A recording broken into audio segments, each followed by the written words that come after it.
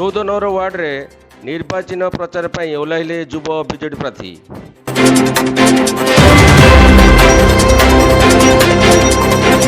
पौर परिषद 14 number ward पौर निर्वाचन प्रचार पर ओह्लैଛନ୍ତି युव बीजेडी प्रार्थी सिद्धार्थ शंकर सामल।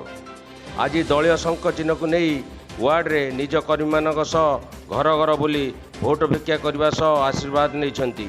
श्री सामल जड़े युव प्रार्थी और विजु जनता दलर आगाधेड़ नेता भाव परिचित होते ढेर विश्वास रखिंट वार्डवासी।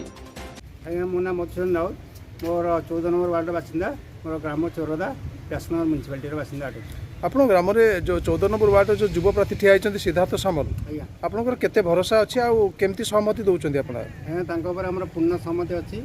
हम से सरकारी दल हमर जो नवीन हमकर आगु को जो चिंताधारा अछि सेतिर से अनुप्राणित होई काम करियो बोले हमर पूर्ण विश्वास अछि।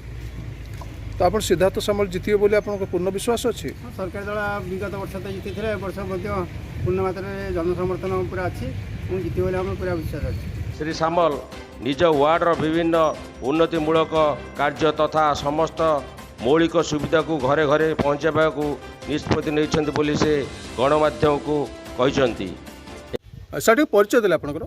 मु सिद्धार्थ शंकर सामल 14 नंबर वार्ड रे विजु जनता दलर प्रार्थी रखिकी मु आम गाँव दुईटी पोखरी अच्छी जार पुनरुद्धार करने निहत आवश्यक पड़ जाए। बहुत दीर्घ वर्ष से पोखरी दुईटी आम गाँव परिचय कह गले चले। मशाणी अच्छी से मशाणी पुनरुद्धार हम मशाणी गोटे छात पड़ियार आवश्यकता रही।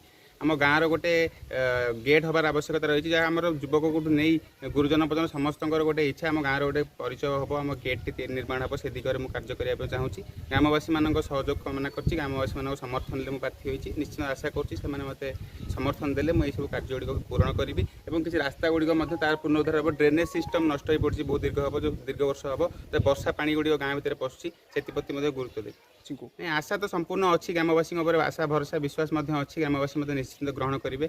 मु 14 नंबर वार्ड समस्त भोटर मानू विनम्र अनुरोध करुँच मत शंख चिन्ह भोट दे विपुल संख्यार जययुक्त कराए। 14 नंबर वार्ड समस्त भोटर मान विपुल संख्यार भोट दे जययुक्त करने को अनुरोध कर।